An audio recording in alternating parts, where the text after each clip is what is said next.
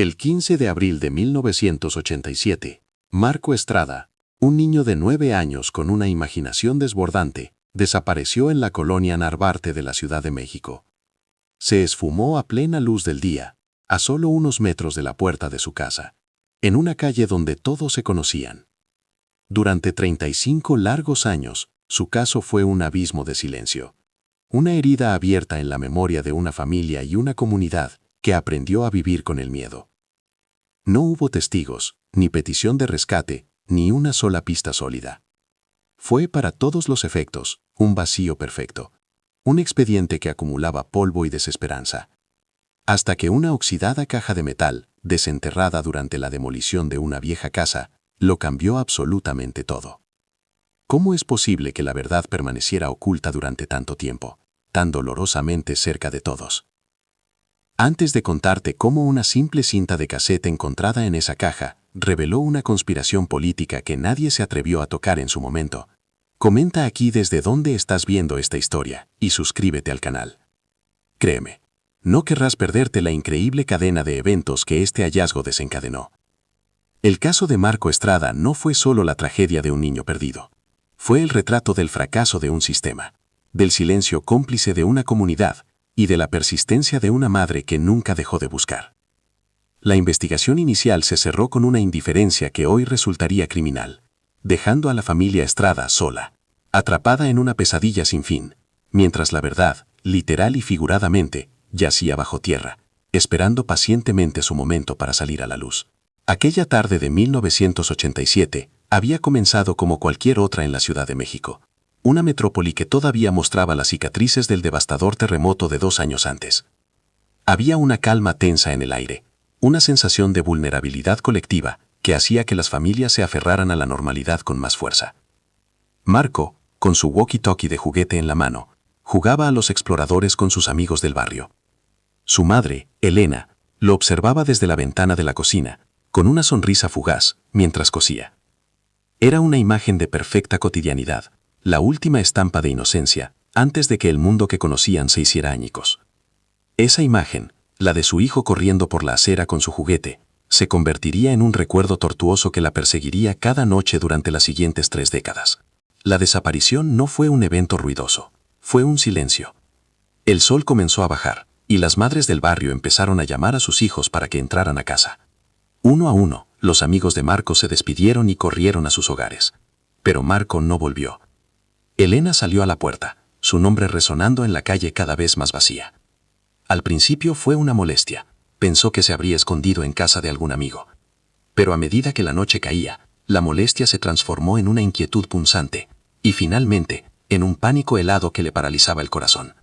La calle estaba desierta. No había habido gritos, ni el sonido de un coche frenando bruscamente. Simplemente, Marco había dejado de estar allí. Se había desvanecido en el aire. Cuando Roberto, su padre, llegó del trabajo, encontró su hogar transformado en el epicentro de una pesadilla. Elena, con el rostro descompuesto por el pánico, apenas podía articular palabra. La noticia corrió como la pólvora por el vecindario. Las llamadas frenéticas a las casas de los amigos de Marco solo confirmaban lo peor. Nadie lo había visto desde que el grupo se disolvió. La primera llamada a la policía fue un ejercicio de frustración. Les pidieron que esperaran, que los niños a veces se despistan. Pero Elena y Roberto sabían que algo estaba terriblemente mal. Esa noche no durmieron. Se quedaron sentados en el salón, con la luz encendida, mirando la puerta, esperando un milagro que nunca llegó, mientras el silencio de la casa se volvía ensordecedor, pesado como una lápida. La investigación oficial comenzó con una lentitud exasperante. El detective asignado al caso, un hombre de mediana edad con una expresión de perpetuo cansancio, parecía más interesado en cumplir con el papeleo que en encontrar a un niño desaparecido. Hizo las preguntas de rigor, tomó notas sin levantar la vista, y llegó a sugerir que quizás el niño se había escapado de casa por algún problema familiar, una insinuación que golpeó a Roberto y Elena como una bofetada. Se sintieron juzgados, incomprendidos, y sobre todo, impotentes. Vieron cómo los primeros días, los más cruciales para cualquier investigación, se desperdiciaban en burocracia y apatía, mientras la posibilidad de encontrar a Marco con vida se desvanecía con cada hora que pasaba. La comunidad de la colonia Narvarte reaccionó inicialmente con una oleada de solidaridad. Los vecinos organizaron batidas de búsqueda, peinando cada parque, cada callejón, cada edificio en construcción. Cientos de carteles con la fotografía de Marco, Una imagen de su último cumpleaños donde sonreía con timidez empapelaron la ciudad. Pero a medida que los días se convertían en semanas sin ninguna noticia, la solidaridad comenzó a erosionarse, reemplazada por un miedo corrosivo. Las puertas se cerraban más temprano, los padres ya no dejaban que sus hijos jugaran en la calle. Un velo de sospecha cayó sobre el barrio. Las miradas se volvían esquivas, y el nombre de Marco empezó a pronunciarse en susurros, como si invocarlo pudiera atraer de nuevo la desgracia.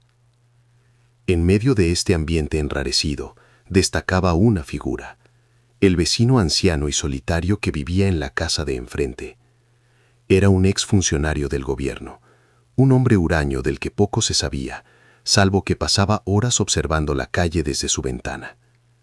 Antes de la desaparición, su presencia era una excentricidad más del barrio. Después, se convirtió en objeto de especulación. Algunos murmuraban que tenía que haber visto algo. Otros, en la oscuridad de sus mentes, se preguntaban si podría estar involucrado. Tras la desaparición de Marco, sus cortinas permanecieron casi siempre cerradas. Se volvió aún más invisible, un fantasma en su propia casa, mientras la comunidad, desesperada por encontrar un culpable, proyectaba en él sus miedos más profundos. Los años pasaron, y el silencio se hizo definitivo. Los carteles de "Se busca" se decoloraron por el sol y la lluvia, hasta que finalmente desaparecieron. La policía dejó de devolver las llamadas de Elena. El caso de Marco Estrada se convirtió oficialmente en un expediente frío, archivado en un sótano polvoriento, junto a cientos de otras tragedias olvidadas. Para Elena y Roberto, la vida se detuvo. Su matrimonio, incapaz de soportar el peso de una pena sin cuerpo ni tumba, se desmoronó lentamente. Vivían juntos pero separados, cada uno atrapado en su propio infierno privado. La ausencia de Marco era una presencia constante en su hogar, un vacío que lo devoraba todo. Para el resto del mundo, Marco era un recuerdo lejano. Para ellos, era una herida que supuraba cada día. A principios de los años 90, una llamada anónima sacudió su letargo. Un hombre afirmó haber visto a un niño con un parecido asombroso a Marco en un orfanato de Tijuana. La esperanza, esa emoción cruel y persistente, se encendió de nuevo en el corazón de Elena.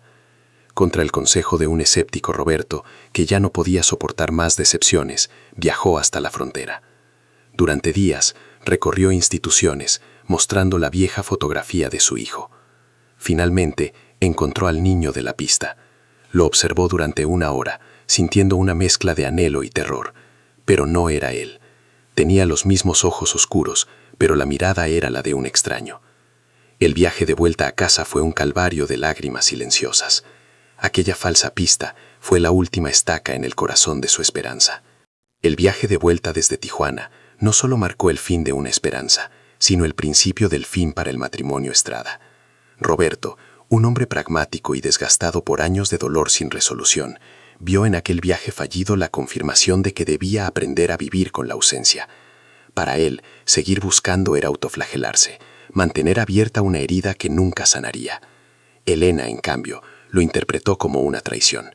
¿Cómo podía rendirse? ¿Cómo podía siquiera sugerir seguir adelante cuando una parte de ellos seguía perdida en algún lugar?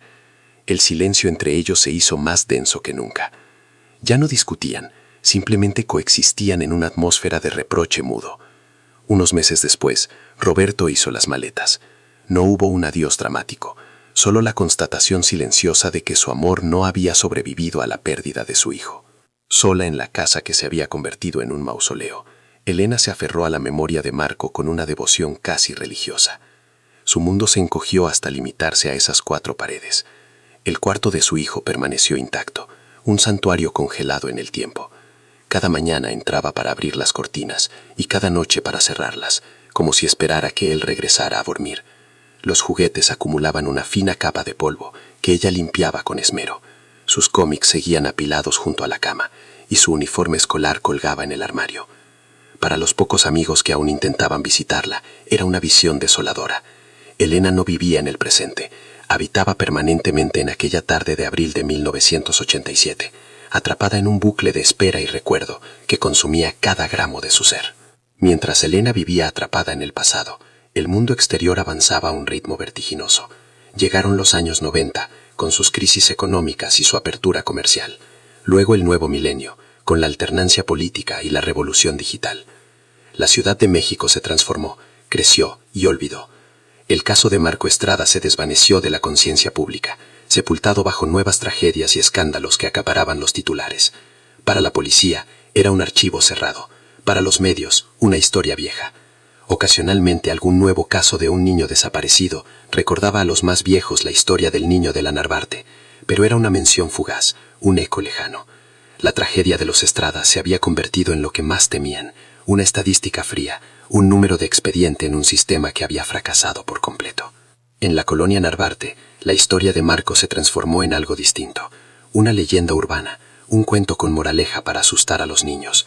Las nuevas generaciones que crecieron en esas calles escuchaban la historia de el niño que se llevaron, sin conocer los detalles, sin saber el nombre de Elena, ni el dolor que todavía habitaba en esa casa de la esquina. El miedo se había filtrado en el ADN del barrio. Los padres de los 80 y 90 criaron a sus hijos con una capa extra de sobreprotección, una ansiedad heredada de una tragedia que había demostrado que lo impensable podía ocurrir a plena luz del día. El espacio público, antes un lugar de juego y comunidad, se percibía ahora con una desconfianza latente. La inocencia de todo un vecindario había desaparecido con Marco. El anciano de la casa de enfrente, aquel observador silencioso que había sido objeto de tantas sospechas calladas, murió a finales de los 90. Su fallecimiento fue tan discreto como su vida. Ningún familiar reclamó sus pertenencias. La casa fue vaciada por una empresa y vendida en una subasta. A lo largo de los años tuvo varios dueños, pero ninguno se quedó mucho tiempo. Parecía una casa con una energía pesada, un lugar que no invitaba a echar raíces. Permaneció como un testigo mudo, con su fachada cada vez más deteriorada, guardando bajo su jardín un secreto que nadie sospechaba. Para Elena, ver esa casa era un recordatorio constante de la última tarde de su hijo, una presencia fantasmal que alimentaba sus preguntas sin respuesta. ¿Había visto algo?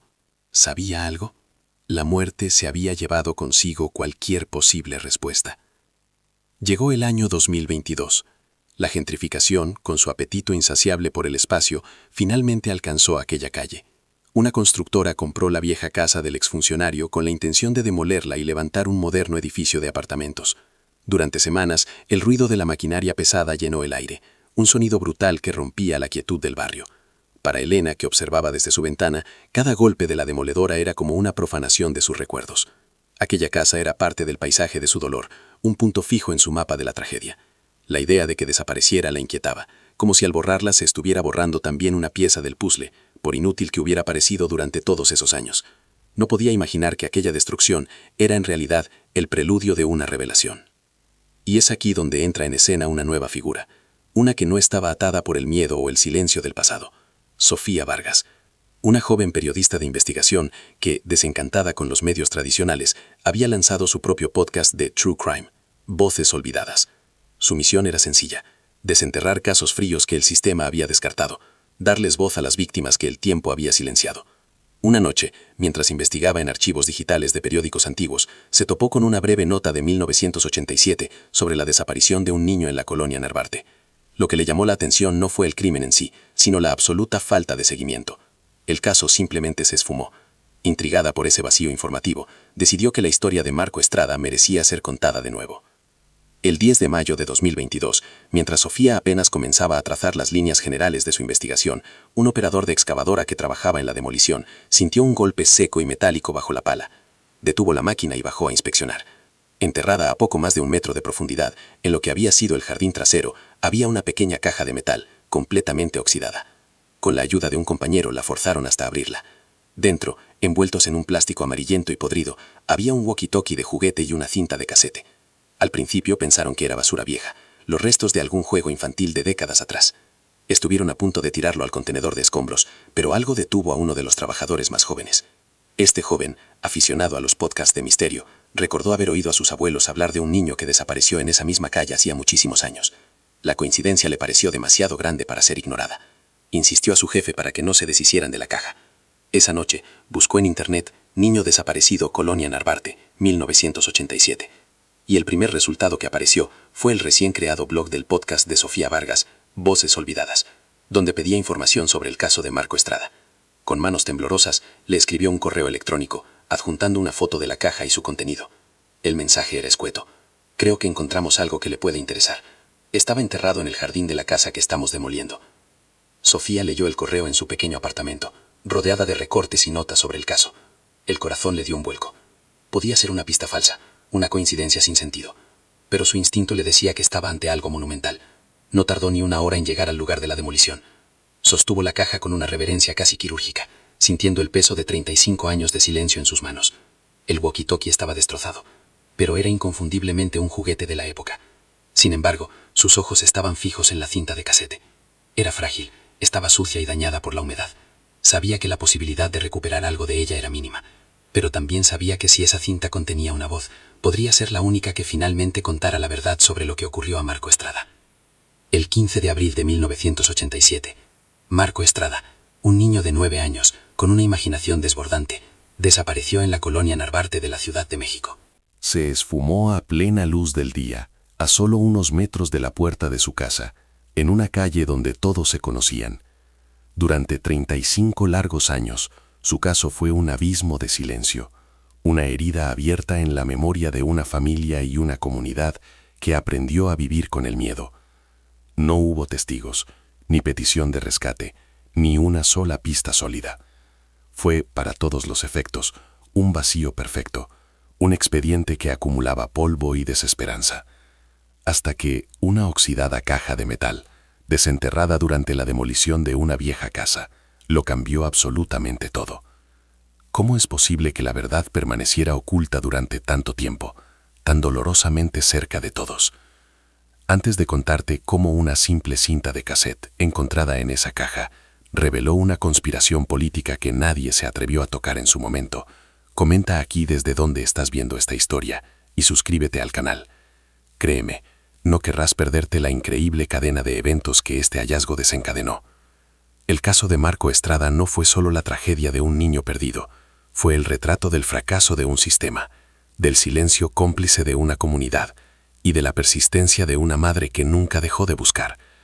La investigación inicial se cerró con una indiferencia que hoy resultaría criminal, dejando a la familia Estrada sola, atrapada en una pesadilla sin fin, mientras la verdad, literal y figuradamente, yacía bajo tierra, esperando pacientemente su momento para salir a la luz. Aquella tarde de 1987 había comenzado como cualquier otra en la Ciudad de México, una metrópoli que todavía mostraba las cicatrices del devastador terremoto de 2 años antes.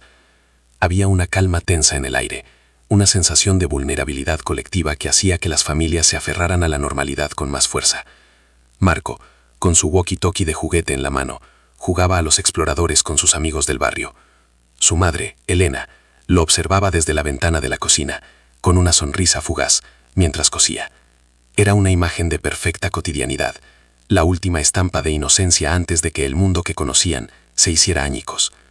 Esa imagen, la de su hijo corriendo por la acera con su juguete, se convertiría en un recuerdo tortuoso que la perseguiría cada noche durante las siguientes 3 décadas. La desaparición no fue un evento ruidoso, fue un silencio. El sol comenzó a bajar, y las madres del barrio empezaron a llamar a sus hijos para que entraran a casa. Uno a uno, los amigos de Marco se despidieron y corrieron a sus hogares. Pero Marco no volvió. Elena salió a la puerta, su nombre resonando en la calle cada vez más vacía. Al principio fue una molestia. Pensó que se habría escondido en casa de algún amigo. Pero a medida que la noche caía, la molestia se transformó en una inquietud punzante y finalmente en un pánico helado que le paralizaba el corazón. La calle estaba desierta. No había habido gritos, ni el sonido de un coche frenando bruscamente. Simplemente Marco había dejado de estar allí. Se había desvanecido en el aire. Cuando Roberto, su padre, llegó del trabajo, encontró su hogar transformado en el epicentro de una pesadilla. Elena, con el rostro descompuesto por el pánico, apenas podía articular palabra. La noticia corrió como la pólvora por el vecindario. Las llamadas frenéticas a las casas de los amigos de Marcos solo confirmaban lo peor. Nadie lo había visto desde que el grupo se disolvió. La primera llamada a la policía fue un ejercicio de frustración. Les pidieron que esperaran, que los niños a veces se despistan. Pero Elena y Roberto sabían que algo estaba terriblemente mal. Esa noche no durmieron. Se quedaron sentados en el salón, con la luz encendida, mirando la puerta, esperando un milagro que nunca llegó, mientras el silencio de la casa se volvía ensordecedor, pesado como una lápida. La investigación oficial comenzó con una lentitud exasperante. El detective asignado al caso, un hombre de mediana edad con una expresión de perpetuo cansancio, parecía más interesado en cumplir con el papeleo que en encontrar a un niño desaparecido. Hizo las preguntas de rigor, tomó nota sin levantar la vista, y llegó a sugerir que quizá el niño se había escapado de casa por algún problema familiar, una insinuación que golpeó a Roberto y Elena como una bofetada. Se sintieron juzgados, incomprendidos y, sobre todo, impotentes. Vieron cómo los primeros días, los más cruciales para cualquier investigación, se desperdiciaban en burocracia y apatía, mientras la posibilidad de encontrar a Marco con vida se desvanecía con cada hora que pasaba. La comunidad de la colonia Narvarte reaccionó inicialmente con una oleada de solidaridad. Los vecinos organizaron batidas de búsqueda, peinando cada parque, cada callejón, cada edificio en construcción. Cientos de carteles con la fotografía de Marco, una imagen de su último cumpleaños donde sonreía con timidez, empapelaron la ciudad. Pero a medida que los días se convertían en semanas sin ninguna noticia, la solidaridad comenzó a erosionarse, reemplazada por un miedo corrosivo. Las puertas se cerraban más temprano, los padres ya no dejaban que sus hijos jugaran en la calle. Un velo de sospecha cayó sobre el barrio. Las miradas se volvían esquivas, y el nombre de Marco empezó a pronunciarse en susurros, como si invocarlo pudiera traer de nuevo la desgracia. En medio de este ambiente enrarecido, destacaba una figura, el vecino anciano y solitario que vivía en la casa de enfrente. Era un exfuncionario del gobierno, un hombre huraño del que poco se sabía, salvo que pasaba horas observando la calle desde su ventana. Antes de la desaparición, su presencia era una excentricidad más del barrio. Después se convirtió en objeto de especulación. Algunos murmuraban que tenía que haber visto algo. Otros, en la oscuridad de sus mentes, se preguntaban si podría estar involucrado. Tras la desaparición de Marco, sus cortinas permanecieron casi siempre cerradas. Se volvió aún más invisible, un fantasma en su propia casa, mientras la comunidad, desesperada por encontrar un culpable, proyectaba en él sus miedos más profundos. Los años pasaron, y el silencio se hizo definitivo.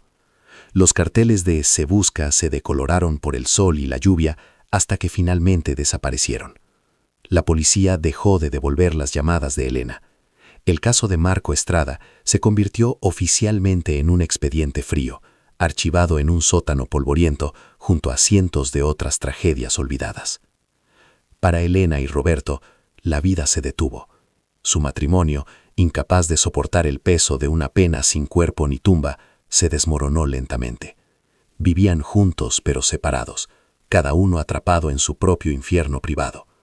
La ausencia de Marco era una presencia constante en su hogar, un vacío que lo devoraba todo. Para el resto del mundo, Marco era un recuerdo lejano. Para ellos, era una herida que supuraba cada día. A principios de los años 90, una llamada anónima sacudió su letargo. Un hombre afirmó haber visto a un niño con un parecido asombroso a Marco en un orfanato de Tijuana. La esperanza, esa emoción cruel y persistente, se encendió de nuevo en el corazón de Elena. Contra el consejo de un escéptico Roberto, que ya no podía soportar más decepciones, viajó hasta la frontera. Durante días recorrió instituciones, mostrando la vieja fotografía de su hijo. Finalmente encontró al niño de la pista. Lo observó durante una hora, sintiendo una mezcla de anhelo y terror. Pero no era él. Tenía los mismos ojos oscuros, pero la mirada era la de un extraño. El viaje de vuelta a casa fue un calvario de lágrimas silenciosas. Aquella falsa pista fue la última estaca en el corazón de su esperanza. El viaje de vuelta desde Tijuana no solo marcó el fin de una esperanza, sino el principio del fin para el matrimonio Estrada. Roberto, un hombre pragmático y desgastado por años de dolor sin resolución, vio en aquel viaje fallido la confirmación de que debía aprender a vivir con la ausencia. Para él, seguir buscando era autoflagelarse, mantener abierta una herida que nunca sanaría. Elena, en cambio, lo interpretó como una traición. ¿Cómo podía rendirse? ¿Cómo podía siquiera sugerir seguir adelante cuando una parte de ellos seguía perdida en algún lugar? El silencio entre ellos se hizo más denso que nunca. Ya no discutían, simplemente coexistían en una atmósfera de reproche mudo. Unos meses después, Roberto hizo las maletas. No hubo un adiós dramático, solo la constatación silenciosa de que su amor no había soportado la pérdida de su hijo. Sola en la casa que se había convertido en un mausoleo, Elena se aferró a la memoria de Marco con una devoción casi religiosa.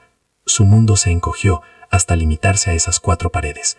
El cuarto de su hijo permaneció intacto, un santuario congelado en el tiempo. Cada mañana entraba para abrir las cortinas y cada noche para cerrarlas, como si esperaba que él regresara a dormir. Los juguetes acumulaban una fina capa de polvo que ella limpiaba con esmero. Sus cómics seguían apilados junto a la cama y su uniforme escolar colgaba en el armario. Para los pocos amigos que aún intentaban visitarla, era una visión desoladora. Elena no vivía en el presente. Habitaba permanentemente en aquella tarde de abril de 1987, atrapada en un bucle de espera y recuerdo que consumía cada gramo de su ser. Mientras Elena vivía atrapada en el pasado, el mundo exterior avanzaba a un ritmo vertiginoso. Llegaron los años 90, con sus crisis económicas y su apertura comercial. Luego el nuevo milenio, con la alternancia política y la revolución digital. La Ciudad de México se transformó, creció y olvidó. El caso de Marco Estrada se desvaneció de la conciencia pública, sepultado bajo nuevas tragedias y escándalos que acaparaban los titulares. Para la policía era un archivo cerrado, para los medios una historia vieja. Ocasionalmente, algún nuevo caso de un niño desaparecido recordaba a los más viejos la historia del niño de la Narvarte, pero era una mención fugaz, un eco lejano. La tragedia de los Estrada se había convertido en lo que más temían, una estadística fría, un número de expediente en un sistema que había fracasado por completo. En la colonia Narvarte, la historia de Marco se transformó en algo distinto, una leyenda urbana, un cuento con moraleja para asustar a los niños. Las nuevas generaciones que crecieron en esas calles escuchaban la historia de el niño que se llevaron sin conocer los detalles, sin saber el nombre de Elena ni el dolor que todavía habitaba en esa casa de la esquina. El miedo se había filtrado en el ADN del barrio. Los padres de los 80 y 90 criaron a sus hijos con una capa extra de sobreprotección, una ansiedad heredada de una tragedia que había demostrado que lo impensable podía ocurrir a plena luz del día.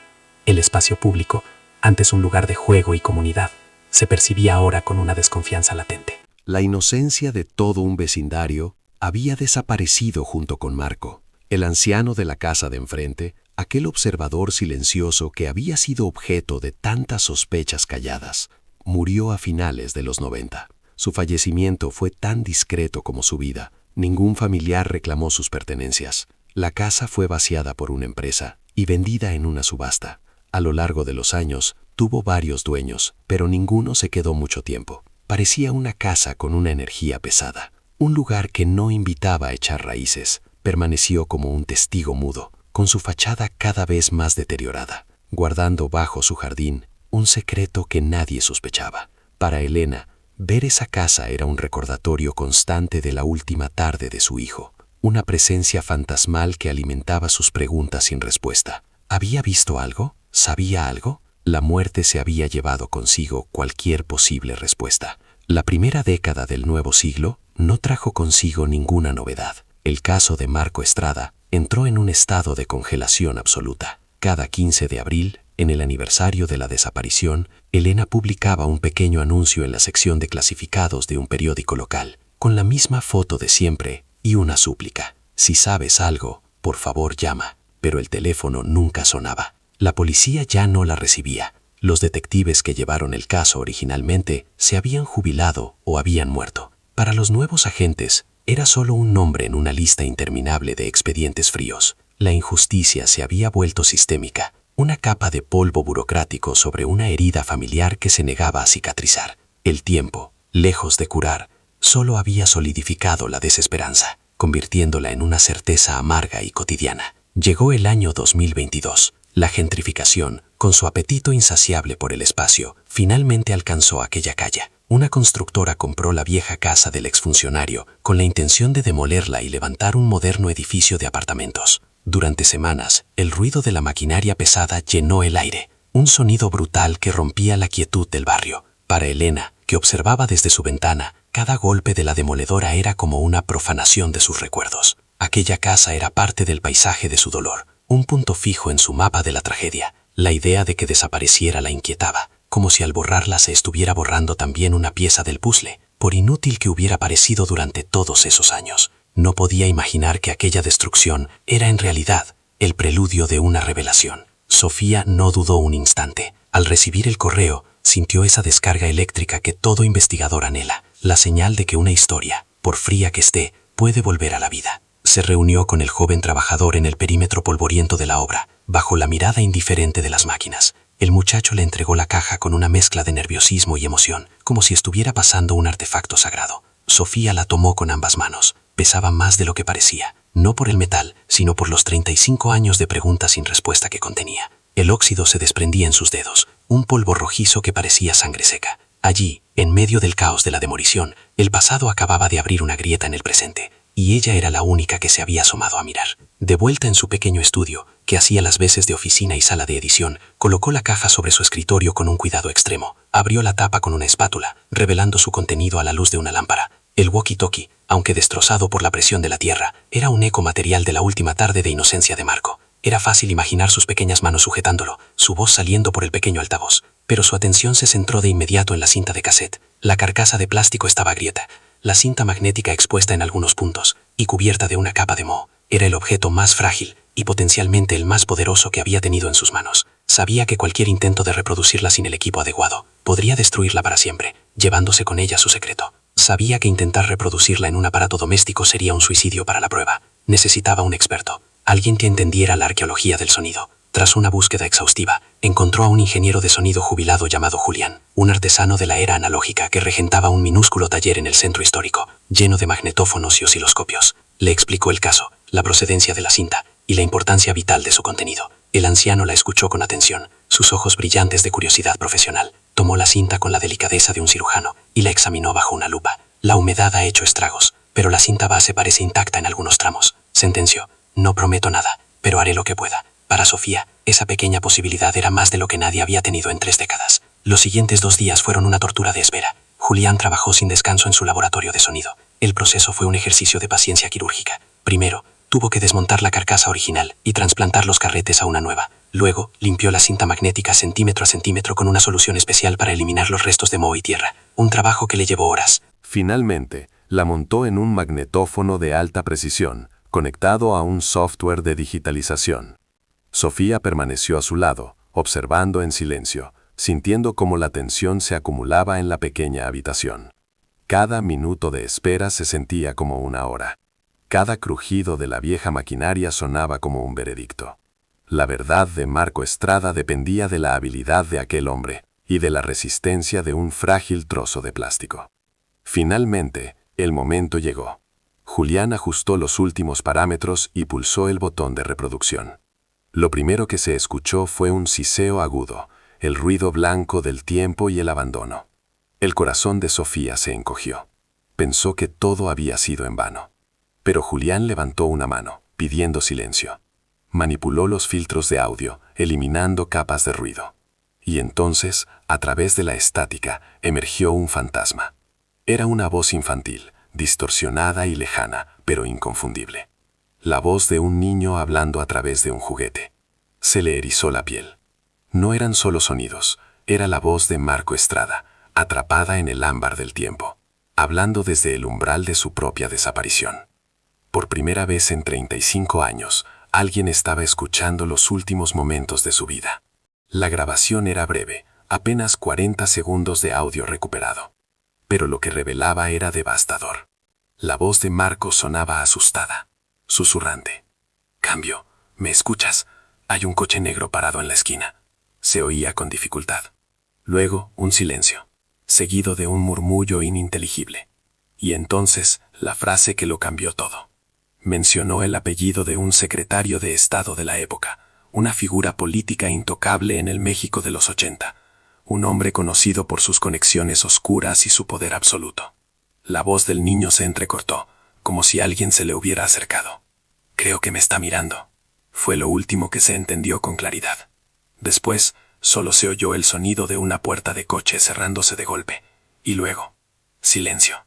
Un silencio absoluto que duraba ya 35 años. Sofía se quitó los auriculares, con las manos temblando. El aire en el taller de Julián pareció volverse denso, irrespirable. La verdad no era un secuestro al azar, ni un crimen pasional. Era algo mucho más grande y oscuro. De repente, el caso de Marco Estrada dejó de ser una tragedia familiar para convertirse en una conspiración de Estado. El niño no desapareció. Lo hicieron desaparecer. Fue testigo de algo que no debía ver, y su inocente juego de espías se convirtió en su sentencia de muerte. Ahora entendía el fracaso de la investigación policial, el silencio de los vecinos, la rapidez con la que el caso fue archivado. No fue incompetencia, fue una orden. El miedo que silenció a todo un barrio en 1987 acababa de llamar a su puerta en pleno 2022. Con la grabación digitalizada en su poder, Sofía se enfrentó a un dilema monumental. Tenía una prueba, una voz del pasado, pero también tenía el nombre de un hombre que, incluso después de muerto, representaba una de las estructuras de poder más temidas de la historia reciente de México. Publicar aquello sin más pruebas sería un suicidio profesional, y posiblemente personal. El sistema que había protegido a ese hombre durante décadas no se había desmantelado por completo. Sus tentáculos seguían presentes. Sabía que no podía enfrentarse a un fantasma tan poderoso de frente. Su estrategia tenía que ser indirecta, meticulosa. Decidió empezar por el principio. Reconstruir cada paso de aquel político durante la primavera de 1987, buscando cualquier fisura, cualquier conexión, por pequeña que fuera, con la colonia Narvarte. No buscaba un titular, buscaba una verdad incontestable. Los días siguientes se convirtieron en una inmersión obsesiva en la Hemeroteca Nacional y en los archivos gubernamentales desclasificados. Rodeada por el olor a papel viejo y el zumbido de los lectores de microfilmes, Sofía buscaba cualquier cosa que vinculara al político con actividades en esa zona de la ciudad. Revisó agendas públicas, notas de prensa, informes de gobierno. Durante días no encontró nada. Era como si el hombre hubiera sido omnipresente en la vida pública, pero etéreo en sus movimientos privados. La frustración comenzaba a hacer mella, hasta que, en la sección de negocios de un periódico de la época, encontró una nota casi insignificante sobre la creación de una nueva empresa constructora llamada Edificaciones Fénix S.A., que había ganado una licitación para varios proyectos de reconstrucción post-terremoto. El nombre del político no aparecía, pero uno de los socios fundadores era su cuñado, un conocido testaferro. Aquella fue la primera pieza del dominó. Sofía tiró de ese hilo, y lo que encontró fue una red de corrupción de una escala que superaba sus peores sospechas. Edificaciones Fénix era una empresa fantasma, creada con el único propósito de desviar fondos públicos destinados a la reconstrucción de la ciudad. Ganaba contratos millonarios para demoler edificios dañados y construir nuevas viviendas. Pero utilizaba materiales de pésima calidad y declaraba costes inflados. El político era el cerebro en la sombra, el que movía los hilos desde su posición en el gobierno para asegurar que los contratos siempre cayeran en manos de su empresa.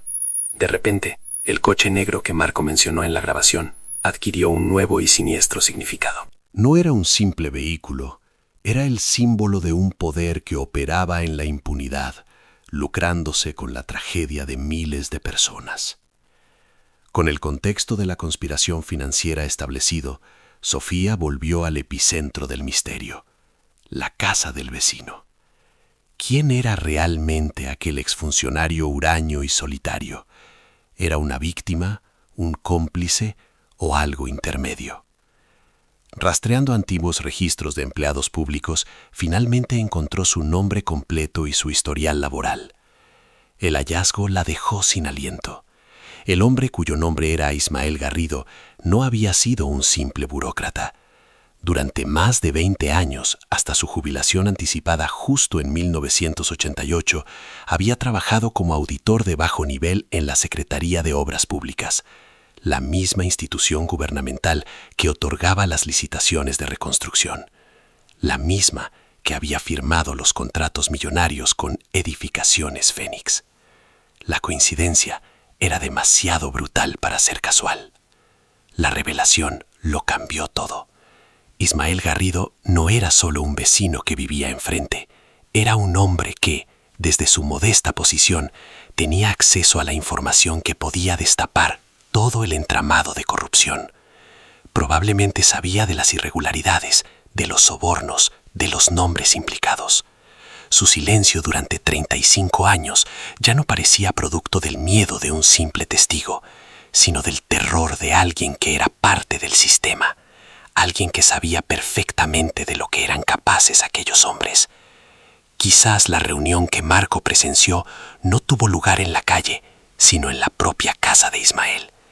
Quizás el niño, en su inocencia, se acercó demasiado a una conversación que nunca debió escuchar, convirtiéndose en un riesgo inaceptable para hombres que no dudaban en eliminar cualquier obstáculo. La teoría se solidificó en la mente de Sofía con una claridad aterradora. Marco no fue secuestrado por lo que vio, sino por lo que oyó y repitió en su walkie-talkie. Aquella reunión secreta, probablemente entre el político o sus secuaces e Ismael Garrido, era para cerrar algún trato sucio, quizás para entregar un soborno o para dar instrucciones. La voz de un niño mencionando un nombre poderoso a través de un juguete se convirtió en una amenaza existencial. El secuestro fue una operación de control de daños, ejecutada con la frialdad de quienes están acostumbrados a silenciar a sus enemigos, y el vecino, Ismael Garrido, se vio atrapado. Si hablaba, lo matarían a él y a su familia. Si callaba, viviría para siempre con el fantasma de un niño inocente en su conciencia. Eligió lo segundo y enterró la prueba en su jardín, esperando un día que nunca llegó. Ahora Sofía tenía una narrativa coherente, respaldada por pruebas circunstanciales pero lógicas. Tenía el audio, la conexión financiera y el vínculo directo con el vecino. Sin embargo, todavía le faltaba la prueba definitiva, la confesión humana que uniera todos los puntos de forma irrefutable. Ismael Garrido estaba muerto y con él su versión de la historia, pero la premisa de su podcast era dar voz a los olvidados y eso incluía a los testigos silenciados por el miedo. Rastreando el certificado de defunción de Ismael, encontró un dato que se convirtió en su última y única esperanza: el nombre de su único hijo, un hombre que ahora debía rondar los 50 años y que figuraba como su pariente más cercano. Encontrar a ese hijo se convirtió en su única obsesión. Él era la última llave para abrir la caja fuerte de la verdad.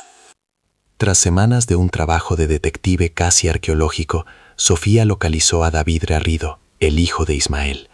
Lo encontró viviendo una vida anónima y gris en las afueras de la ciudad, como si hubiera intentado distanciarse físicamente del epicentro de la tragedia de su padre. El primer contacto fue tenso. David, un hombre de unos 50 años con la mirada perpetuamente cansada de quien ha cargado con un peso que no le correspondía, se mostró hostil y asustado. Negó saber nada, intentó cerrar la puerta, pero cuando Sofía pronunció el nombre de Marco Estrada, vio cómo la coraza que David había construido durante toda su vida se resquebrajaba.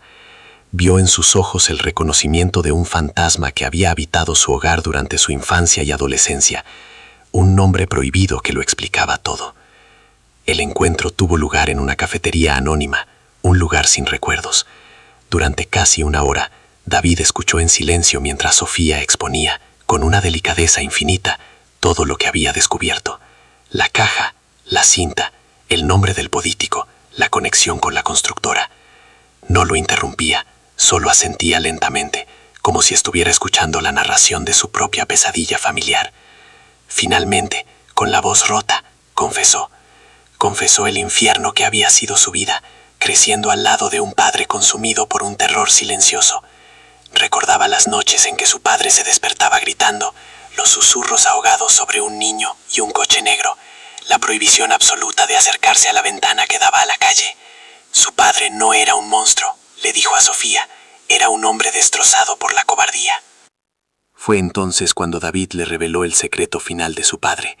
Unos días antes de morir de un infarto, Ismael lo había llevado al sótano y le había mostrado un viejo cuaderno de contabilidad escondido tras una pared falsa. Era su diario.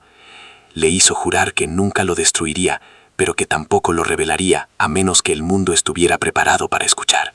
La verdad es un veneno, le había dicho su padre. Solo puede curar si se administra en la dosis correcta. Durante más de 20 años, David había vivido con ese diario escondido, debatiéndose entre el juramento hecho a su padre y la necesidad de liberar la verdad. La llegada de Sofía, le dijo con lágrimas en los ojos, era la señal que había estado esperando. Le entregó el diario, un objeto frágil que contenía una verdad monstruosa. Sofía leyó el diario esa misma noche, en la soledad de su estudio. La caligrafía de Ismael, al principio ordenada y metódica, se volvía cada vez más caótica a medida que se acercaba a abril de 1987. La verdad, completa y brutal, estaba allí, escrita con la tinta del pánico. Ismael no era un simple testigo, era un cómplice forzado. estaba siendo chantajeado por el político y sus socios por irregularidades en su trabajo. La reunión de aquella tarde en su casa era para entregarle un sobre con dinero a cambio de su silencio sobre los materiales de ínfima calidad de Edificaciones Fénix. Marco, jugando a los espías con su walkie-talkie, se acercó a la ventana abierta del salón y escuchó fragmentos de la conversación. Inocentemente repitió el nombre del político y la palabra edificios por su juguete. Fue su sentencia de muerte.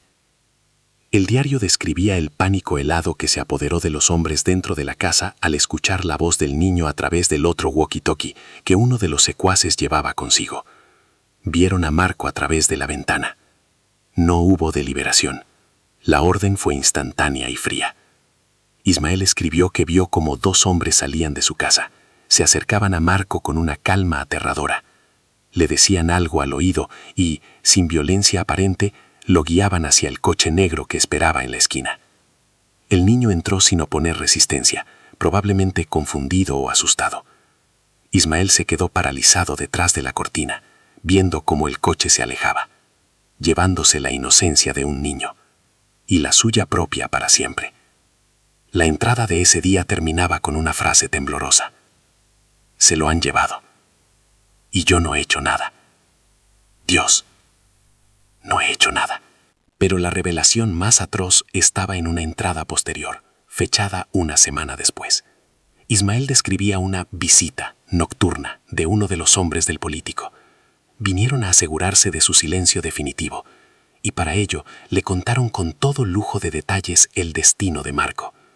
No querían dejar cabos sueltos, ni siquiera la más mínima esperanza de que el niño pudiera aparecer. Le dijeron que esa misma noche lo habían llevado a una de las muchas obras de reconstrucción que Edificaciones Fénix tenía en la colonia Doctores. Allí, en la oscuridad, en medio del esqueleto de un edificio que se levantaba sobre las ruinas del terremoto, acabaron con su vida. El diario lo decía sin rodeos. Su pequeño cuerpo fue arrojado a los cimientos recién excavados, justo antes de que los camiones virtieran toneladas de hormigón sobre él. El cuaderno incluso especificaba la dirección exacta de la obra. Marco Estrada no solo había sido asesinado, había sido sepultado, convertido en parte de la estructura de la nueva ciudad que se construía sobre los escombros de la vieja. Su tumba era un edificio de apartamentos, donde durante 35 años la gente había vivido, amado y formado familias, sin saber que bajo sus pies yacía el secreto más oscuro de la ciudad. Sofía cerró el diario. El aire de la habitación se sentía denso, irrespirable. La verdad no era liberadora. Era aplastante, una losa de hormigón como la que había sellado el destino de Marco. Ya no se trataba de un caso sin resolver. Ahora tenía un nombre, un móvil, un método, y lo más terrible de todo, una ubicación. La verdad, por fin, había salido a la luz, y era más monstruosa de lo que nadie jamás se había atrevido a imaginar. El episodio del podcast Voces Olvidadas, donde Sofía reveló la verdad, no fue una noticia, fue una detonación. La publicación íntegra del diario de Ismael Garrido, junto al audio restaurado de la voz de Marco, sacudió los cimientos de la memoria colectiva del país. La historia se viralizó en cuestión de horas, generando una ola de indignación y dolor que trascendió generaciones. De repente, el edificio Concordia, ubicado en la colonia Doctores, dejó de ser una construcción anónima para convertirse en un mausoleo, en el símbolo macabro de la impunidad con la que el poder había operado durante décadas. Las redes sociales se inundaron con la foto del niño sonriente de 1987 y el nombre de Marco Estrada, antes un susurro olvidado, ahora era un grito que exigía una justicia que llevaba 35 años de retraso. La presión mediática y social fue tan abrumadora que las autoridades no tuvieron más remedio que actuar. La Fiscalía General de la República reabrió oficialmente el caso, esta vez no como una desaparición, sino como un homicidio calificado y delincuencia organizada. Aunque el político señalado en el diario y sus principales secuaces ya habían fallecido, se inició una investigación póstuma que destrozó su legado público, revelando una red de corrupción que había permanecido oculta.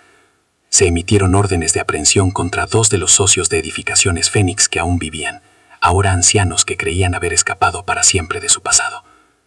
El foco de la nación se centró en el edificio Concordia, y una pregunta terrible flotaba en el aire. Iban a excavar en los cimientos de un edificio habitado. Sofía supo que no podía permitir que Elena se enterara por los medios. Con el diario bajo el brazo y una copia de la grabación, fue a su casa, la misma casa donde la espera había durado una vida entera.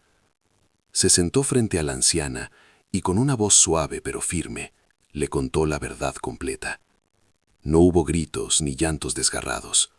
Elena escuchó cada palabra con una quietud aterradora, su rostro una máscara de dolor insondable. Al terminar, solo hizo una pregunta, con la voz apenas un hilo. ¿Dónde? Cuando Sofía le dijo que su hijo había sido sepultado bajo un edificio, el cuerpo de Elena se encogió sobre sí mismo, como si el peso de esas toneladas de hormigón hubiera caído de golpe sobre ella. La verdad no la liberó, la ancló a una realidad mucho más cruel que la incertidumbre. Por fin sabía, y ese saber era un infierno. La decisión de intervenir el edificio Concordia se convirtió en un asunto de Estado. Tras evacuar temporalmente a las familias residentes, un equipo de forenses y arqueólogos equipados con georradares y perforadoras de diamante comenzó el trabajo más lúgubre imaginable.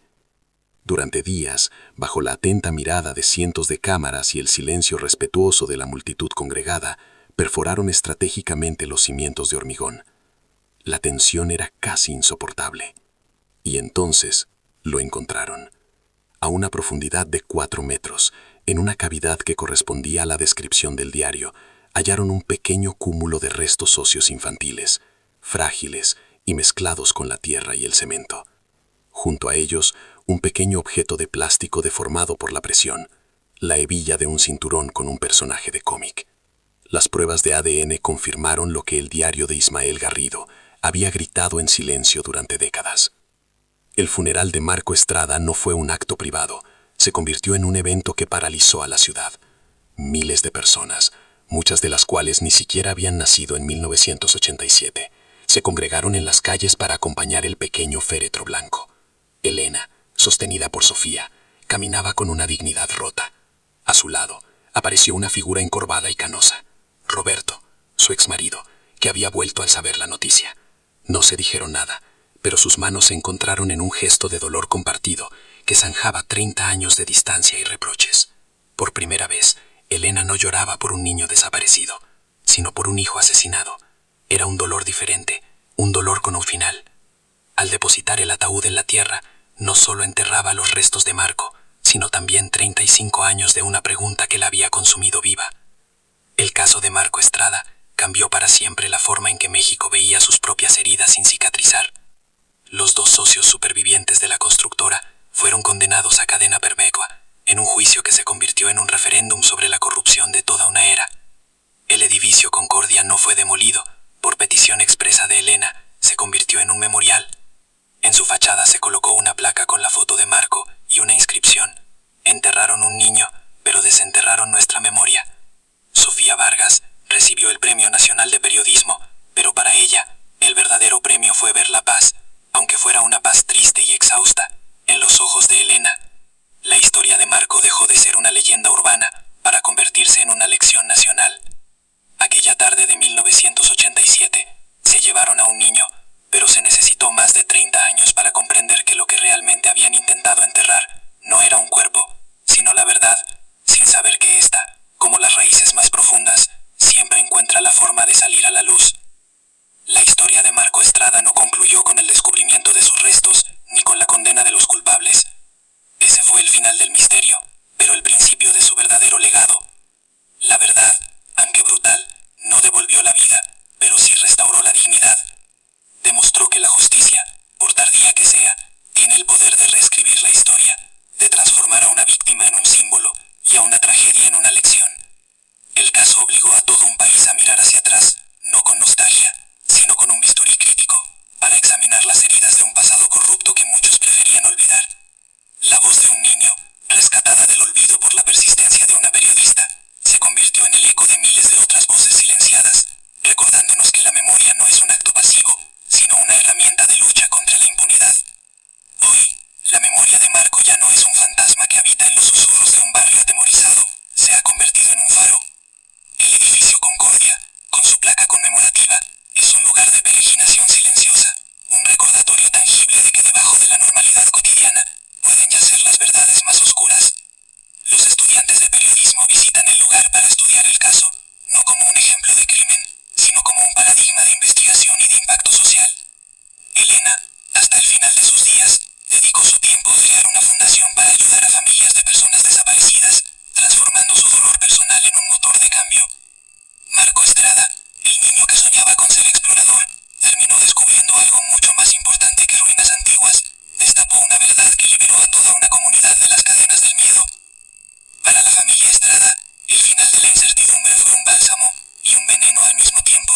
Elena y Roberto, reunidos en su vejez por la misma tragedia que los separó, aprendieron a compartir un nuevo tipo de duelo, uno sin preguntas, pero con la certeza del horror. Pudieron llorar juntos, recordar a su hijo no como una ausencia, sino como el niño que fue. Para la colonia Narvarte, la revelación fue un exorcismo colectivo. Los viejos vecinos, ahora abuelos, pudieron por fin contarles a sus hijos y nietos la historia completa, sin miedo. El silencio que había envenenado sus relaciones durante décadas se rompió, y con él la culpa compartida. Entendieron que el verdadero monstruo no había sido un vecino, sino un sistema que los había hecho cómplices a través del terror, y que la única forma de vencerlo era, y siempre sería, hablando. Al final, la historia de Marco Estrada nos enseña una lección fundamental y a la vez terrible. El tiempo no siempre lo cura todo, pero inevitablemente lo revela todo. Nos demuestra que un secreto, por muy profundo que se entierre bajo capas de hormigón, poder y miedo, sigue vivo. Late bajo la superficie, esperando la grieta adecuada para emerger. La caja de metal oxidada no fue un milagro. Fue la consecuencia inevitable de una verdad que se negaba a permanecer sepultada. Aquella tarde de 1987 se llevaron a un niño, pero se necesitó más de 30 años para comprender que lo que realmente habían intentado enterrar no era un cuerpo, sino la verdad, sin saber que ésta, como las raíces más profundas, siempre encuentra la forma de salir a la luz. Si crees que ninguna víctima debe ser olvidada y que la búsqueda de la verdad es fundamental, por favor comparte este vídeo. No te olvides de suscribirte para más investigaciones profundas sobre casos que necesitan ser contados. Gracias por escuchar.